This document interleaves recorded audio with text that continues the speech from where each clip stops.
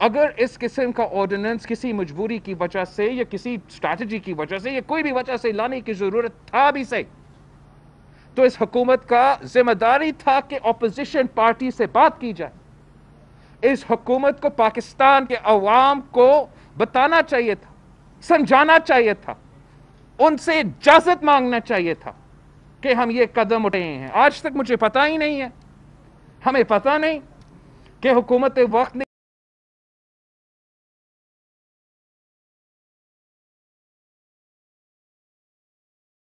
क्यों एक Indian spy जो मान चुका है कि मैं स्पाई कर रहा था पाकिस्तान में। पीटीआई ने अपने इलेक्शन मुहिम से पहले अपना पार्टी पॉलिसी इसमें पाकिस्तान के अवाम को बताया था, और आज जब वो हुकूमत में है, पाकिस्तान के अवाम अपना जिंदगी और सेहत के फिक्र में है, हुकूमत होता पाकिस्तान पीपल्स पार्टी का वजीर आजम और पाकिस्तान पीपल्स पार्टी का हुकूमत इस किस्म का ऑर्डिनेंस लेकर आते हैं, आप अब तक हमारा जीना हराम कर देते। दिफाए पाकिस्तान काउंसिल जो है, उनका धरना चल रहा होता है इस्लामाबाद में, हम मुतालबा करते हैं पीटीआई हुकूमत से। रजा रबानी साहब ने सेनेट ऑफ पाकिस्तान में इस इशू को उठाया है, नेशनल असेंबली में मेरे मेंबर्स उठाने वाले हैं। हम आपके सामने आपके थ्रू मुतालबा करते हैं कि पीटीआई हुकूमत इस बात का जवाब दे कि एक, क्यों आपने कुलभूषण यादव के लिए ये ऑर्डिनेंस इंट्रोड्यूस किया था,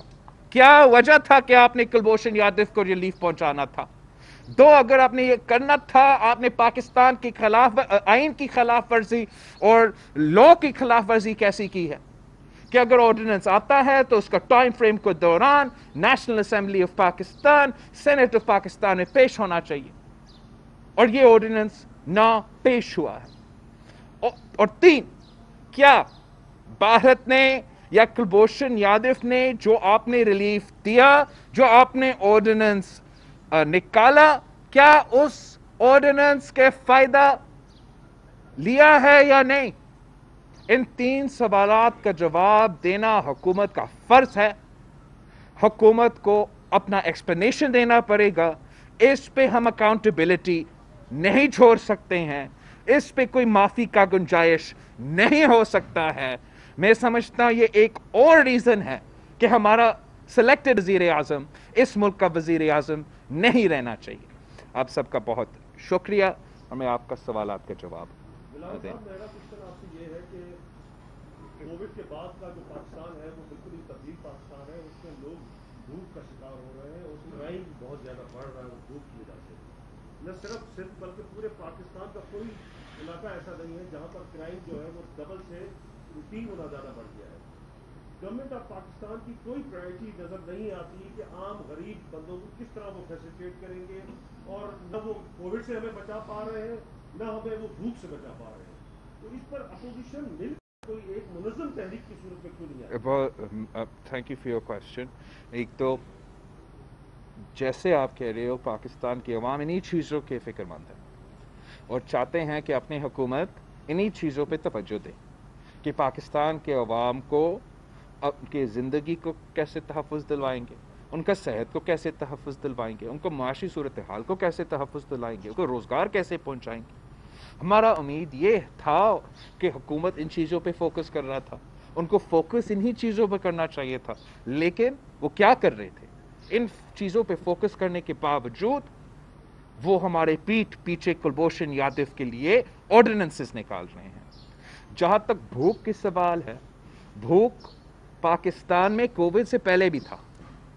गुर्बत पाकिस्तान में कोविड से पहले भी था, गुर्बत में इजाफा हो रहा था कोविड से पहले, बेरोजगारी में इजाफा हो रहा था कोविड से पहले, भूख में इजाफा हो रहा था कोविड से पहले। भूख इस हुकूमत के सिर्फ मसला बन गया जब कोविड आ गया, और वो इसलिए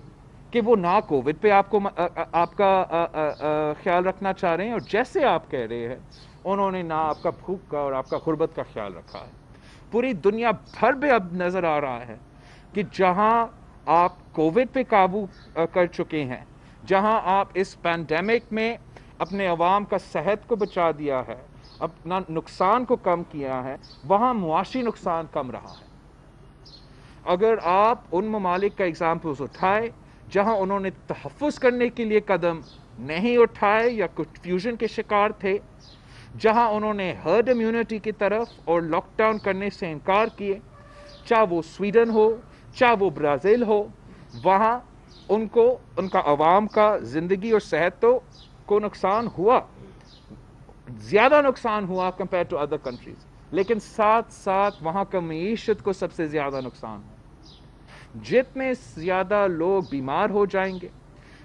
جتنے زیادہ لوگ فوت ہو جائیں گے، اتنا ہی زیادہ نقصان آپ کا معیشت پہ ہوتا ہے۔ وہ اس لیے کہ اگر ایک فیملی میں سے ایک ارننگ ممبر کو کووڈ ہو جاتا ہے، خدا نخواستہ وہ فوت ہو جاتا ہے، تو پورا خاندان پہ اثر ہوتا ہے۔ سندھ میں ہم نے کوشش کیا، ہمارا انٹینشن ہے کہ جس کو بھی ضرورت پڑے، اگر آپ کے پاس فائنینشیل ریسورسز نہیں ہیں، آپ علاج افورڈ بھی نہیں کر سکتے، تو ہم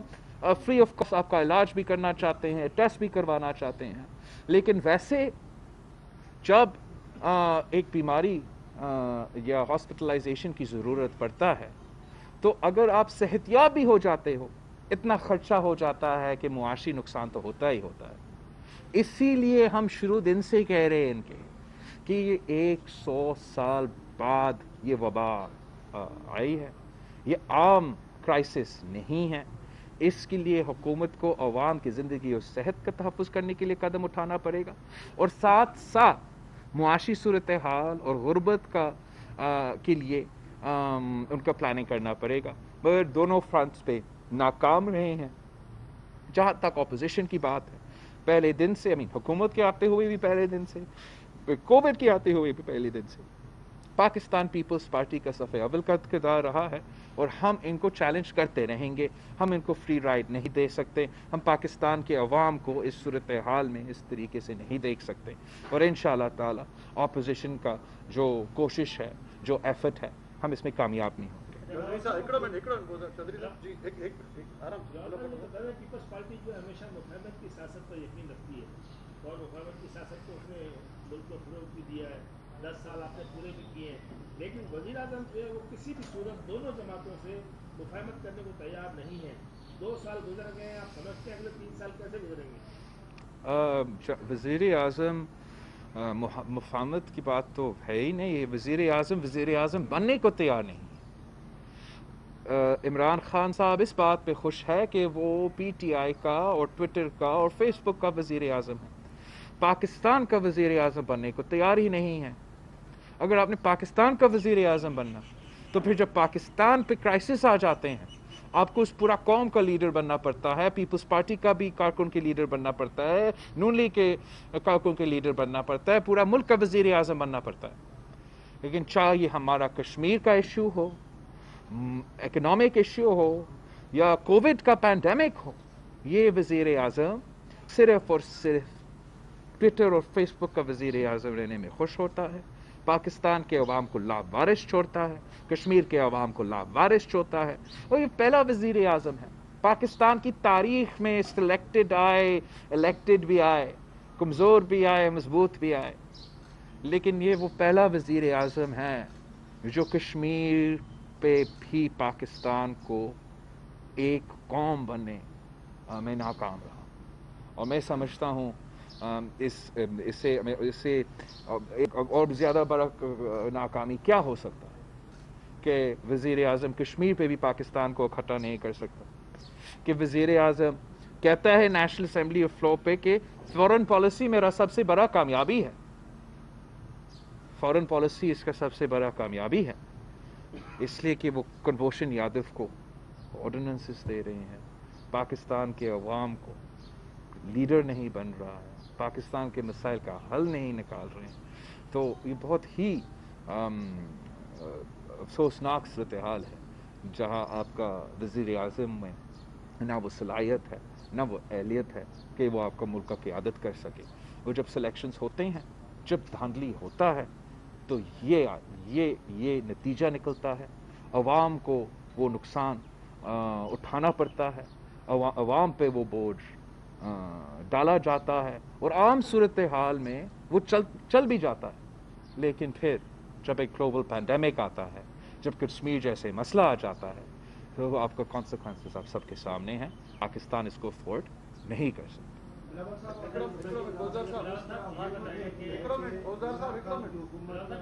हुकूमत है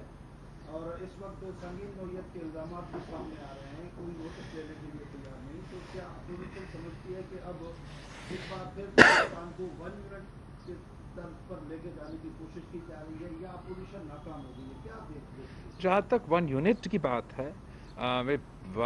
बिल्कुल समय तो पहले दिन से, पिछले साल जब मैं आपके सामने यहाँ प्रेस कॉन्फ्रेंस कर रहा था तब भी मेरा वो बात था। उस साल, उससे पहले एक साल जब मैं इसी मौसम में आपका इलेक्शन के लिए यहाँ आया था, मैं यही बात कर रहा था कि आपकी 1973 की आइन मेरा नहीं है, हम सबका है, पाकिस्तान का है, आपका है। इसकी आइन के खिलाफ, आपका NFC अवार्ड के खिलाफ, आपका बेनज़ीर इनकम सपोर्ट प्रोग्राम के खिलाफ ये साजिश है और ये सेलेक्टेड इसलिए ले आया जा रहा है ताकि इन पे हमले की जा सकती है। और इसका जो अब पहले दिन से लेके आज तक जो रवायत रहा है वो ऐसे ही नज़र आ रहा है कि इमरान खान साहब पाकिस्तान को वापस उस 1 यूनिट फॉर्मूला पे लेके जाना चाह रहा है, जिससे पाकिस्तान को माजी में इतना ज़्यादा नुकसान हुआ था। आज भी हम समझते हैं कि जो हमले NFC पे हो रहे हैं, जो वज़ीर आज़म अपना किरदार से, अपना हुकूमत की डिसीजन से और अपने अल्फाजों से जो हमले करते हैं हमारे आइन पे, अपने ही वज़ीर आले को कहते हैं, अपना ही जो चीफ मिनिस्टर है, मैं तो कहता हूँ कि सिलेक्टेड है, वो तो समझता है कि इलेक्टेड है ना, वो कहता है कि चीफ मिनिस्टर्स डिक्टेटर्स है।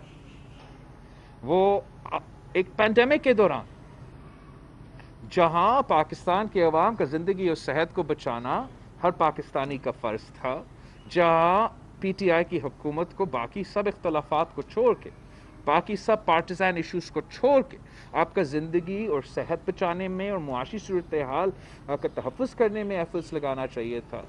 तब वो क्या कर रहे थे? NFC अवार्ड को कैसे रोल बैक करना है, 18th अमेंडमेंट को कैसे रोल बैक करना है, और आज भी वो आपको 1 रुपया देने को तैयार नहीं है आपका कोविड के लिए, 1 रुपया देने को तैयार नहीं है आपको एक हॉस्पिटल बनाने के लिए, 1 रुपया देने को तैयार नहीं है आपका टेस्ट करवाने के लिए, और ऊपर से आपका शेयर काटना चाहते हैं। ऊपर से आपका जो सेहत के लिए, जो तालीम के लिए पोर्शन बचता है, उससे वो पैसा मज़ीद काटने चाहते हैं। और हम आज इस मुश्किल सूरत हाल में हैं जहां वो PTI की नाकामी की वजह से, PTI की टैक्स कलेक्शन में नाकामी की वजह से सिंध को 229 बिलियन को नुकसान हो चुका है और हमें 229 बिलियन रुपीस कम मिला है। पिछले साल आपको याद होगा मैं कह रहा था 116 बिलियन रुपीस आपको कम दिया गया, और इस 116 बिलियन रुपीस पे हम कितना सेहत और तालीम पे खर्च कर सकते थे। आज कोविड में 229 बिलियन रुपीस से में कितना टेस्ट करवा सकते थे, कितना हाई डिपेंडेंसी यूनिट्स, कितना इंटेंसिव केयर यूनिट्स, कितना डॉक्टर्स, नर्सेज, कॉन्टैक्ट ट्रेसिंग का स्टाफ, कितना अपना वो काम इसी रकम से हो सकता था। और ये नुकसान सिर्फ सिंध के साथ नहीं हो रहा, पंजाब को भी PTI हुकूमत की नाकामी की वजह से, PTI की टैक्स रेवेन्यू जनरेशन में अपना ही टारगेट्स को मिस करते हुए पंजाब को भी 480 बिलियन रुपीस का नुकसान उठाना पड़ रहा है एक ग्लोबल पैंडेमिक के दौरान। और उसी वक्त, उसी पैंडेमिक के दौरान आपका सिंध हुकूमत का जो टैक्स रेवेन्यू है वो पैंडेमिक के दौर में भी उसका इजाफा हुआ है। तो ये बताता है कि असल में 18th अमेंडमेंट और NFC अवार्ड कामयाब है। सूबाई हुकूमतें, ना सिर्फ सिंध, बाकी सूबाई हुकूमतें ने अपने टैक्स कलेक्शन में भी इजाफा किया है। अगर कोई कमी हुआ है, नाकामी हुआ है, फेलियर हुआ है, तो FPR की तरफ से, इस्लामाबाद की तरफ से ये प्रॉब्लम्स क्रिएट किए गए हैं और आपका शेयर काटने के बजाय सिंध का, बलूचिस्तान का, केपी से पैसा लेने के बजाय हमें इस पे ध्यान देना चाहिए जहां आप टैक्स कलेक्शन में इजाफा करें, जहां सबका शेयर में इजाफा हो और वफाक को भी उतना मिले जिनका उनका हक है और पाकिस्तान के गरीब अवाम के सेहत के लिए, एजुकेशन के लिए उनका हक भी दिया जाए।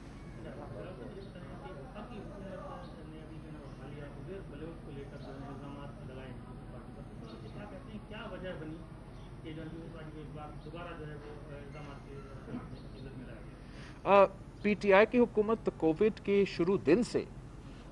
हर उस इशू पे बात करना चाह रहा है जो कोविड रिलेटेड नहीं है, जो अवाम के असल मसाइल से रिलेटेड ना हो और वो हमेशा ये कोशिश करते हैं कि अवाम को डिस्ट्रैक्ट करने से। मुझे नहीं पता ये क्यों इस इशू को उठाया गया, शायद इसलिए कि उन्होंने उसी वक्त जब ये इशू चलाने की कोशिश कर रहे थे वो कुलभूषण यादव के लिए ऑर्डिनेंस निकाल रहे थे और वो नहीं चाह रहे थे कि और आप और मैं ये सवाल पूछे कि ये कैसे मुमकिन है कि एक वजीर आज़म कुलभूषण यादव के लिए ऑर्डिनेंस निकाले और कुलभूषण यादव का ये जो ऑर्डिनेंस है उसके लिए आप इजाज़त भी नहीं मांगे नेशनल असेंबली, आप इजाज़त नहीं मांगे सेनेट ऑफ पाकिस्तान से। इससे बड़ा I don't think there can be a harder, stronger accusation against the Prime Minister and the government of the day. इस पर जो आपने रेस किया ये JIT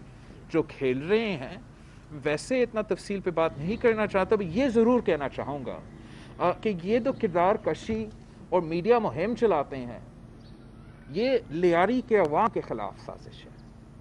ये लियारी के ख़िलाफ़ साजिश है। जो कराची में रहने वाले हैं उनको तो पता है कि जब पूरा कराची जल रहा था तो आप लियारी में जाके पनाह लेते थे। अगर मई 12 हुआ है, अगर कराची के हर सड़क में, हर गली में कराची के अवाम ने अपने बेटे के लाशें उठाई है, अगर हमारा शहर हर हफ्ता बाद बंद हो जाता था, पूरा पाकिस्तान की मईशत रुकवा जाता था, तो वो क्राइम लियारी से नहीं होता था, वो कोई और करते थे। उनका चेहरा साफ करने के लिए लियारी के और गैंगस्टर्स है, लियारी में भी है, पूरा पाकिस्तान में क्रिमिनल्स होते हैं। क्रिमिनल्स नहीं होना चाहिए, क्रिमिनल्स के खिलाफ एक्शन लेना चाहिए और कानून को अपना कोर्स लेना चाहिए। लेकिन पंजाब का भी एक छोटू गैंग था, क्या इतना वो टीवी पे चला? हर दूसरा डिस्ट्रिक्ट में कोई गैंग है भाई। क्या फॉल्स इक्विवेलेंसी वो क्रिएट करने की कोशिश कर रहे हैं। लियारी का गैंगस्टर्स उसामा बिन लादेन से तो कम्पीट नहीं कर सकते ना। उसामा बिन लादेन जो किसी शहर में किसी घर में रह रहा था, जिसका JIT आप और मैंने आज तक नहीं देखा, लियारी का गैंगस्टर्स या उसामा बिन लादेन का तो कंपैरिजन नहीं होता। लियारी का गैंगस्टर्स और ये एहसानुल्लाह एहसान जो इस हुकूमत ने निकाला है, APS के कातिलों जो हुकूमत के कैद में था और PTI की सिलेक्टेड हुकूमत आने के बाद उसको छुड़वा दिया। और अब अगर आप प्रेस कॉन्फ्रेंस इमरान खान के खिलाफ करेंगे तो एहसानुल्लाह एहसान की तरफ से धमकी आएगा। ये फॉल्स इक्विवेलेंसी पे मैं एतराज करता हूं और मैं समझता हूं कि लियारी में जो गैंगस्टर्स है और जो असल गैंगस्टर्स है और जो क्रिमिनल एलिमेंट्स हैं, उनको क्रिमिनल एलिमेंट्स की हद तक रूल ऑफ लॉ चलना चाहिए। लेकिन ये ड्रामा जो आपके टीवी स्क्रीन पे चलता है कि कराची का सबसे खतरनाक जो चीज था वो लियारी के गैंगस्टर्स नहीं थे, वो 90 का गैंगस्टर्स थे। और 90 का गैंगस्टर्स हमें भूलना चाहिए जो आज तक हुकूमत कर रहे हैं इमरान खान के साथ। उसामा बिन लादेन हमें भूलना चाहिए, एहसानुल्लाह एहसान हमें भूलना चाहिए और पूरे पाकिस्तान को दिखाना चाहिए कि लियारी के गैंगस्टर्स सबसे बड़े दहशतगर्द थे। मैं समझता हूं कि ये लियारी के साथ, कराची के साथ नाइंसाफ़ी है, और इस पे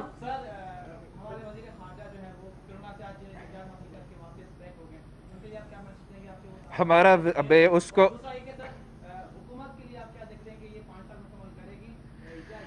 जहाँ तक हमारा फॉरेन मिनिस्टर है, अच्छी बात है कि अब कोरोना से आप कह रहे हो सेहतियाब हो चुका है, और हम सब के लिए सियासत में साथ हो, हमारे मुखालिफ भी हो, दुआ करेंगे कि उनको कभी कोरोना ना लगे, और अगर लगे तो सेहतियाब हो जाए, जैसे शाह महमूद कुरैशी साहब अब सेहतियाब है। लेकिन अगर शाह महमूद कुरैशी सेहतियाब है तो उसको आज जवाब देना पड़ेगा कि कुलभूषण यादव के लिए उसने क्यों ऑर्डिनेंस निकाला, और अगर शाह महमूद कुरैशी साहब रेमंड डेविस के नाम पे हुकूमत से निकल सकता है, अगर शाह महमूद कुरैशी साहब रेमंड डेविस पे इतना एहतजाज करके पता नहीं क्या क्या कर सकता है, तो अब क्या कर रहे हैं हुकूमत में? क्या वो साथ था?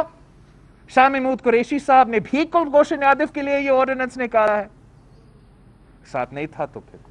हमें जवाब दे। 5 साल मुकम्मल करने की बात जो है, हम हमेशा चाहते हैं कि पार्लियामान अपना 5 साल पूरा करे। जमहूरियत के लिए बहुत ही ज़रूरी है कि पार्लिमानी सिलसिला चलता रहे, लेकिन जो हमारा सिलेक्टेड वज़ीर आज़म है, जो ज़बरदस्ती हुकूमत उसको उस हुकूमत दिलवाया गया, और अभी ज़बरदस्ती से उसका हुकूमत चल रहा है, ज़बरदस्ती से उसका इत्तेहादी और नाराज़ नुमाइंदे साथ बांधे गए हैं, ये ज़्यादा देर तक इकट्ठा नहीं रह सकेंगे। This is a house of cards, it will fall, it is meant to fall, it is just a matter of time, और हम उम्मीद करते हैं कि जमहूरी हल निकलेगा। इसलिए हम समझते हैं कि अब पाकिस्तान के अवाम की जो मसाइल है, उसका हल सिर्फ और सिर्फ जमहूरियत में है, और इसलिए जमहूरी और अवामी हुकूमत ले आके हम पाकिस्तान के अवाम के मसाइल हल करना चाहते हैं। Thank you everybody. Thank you.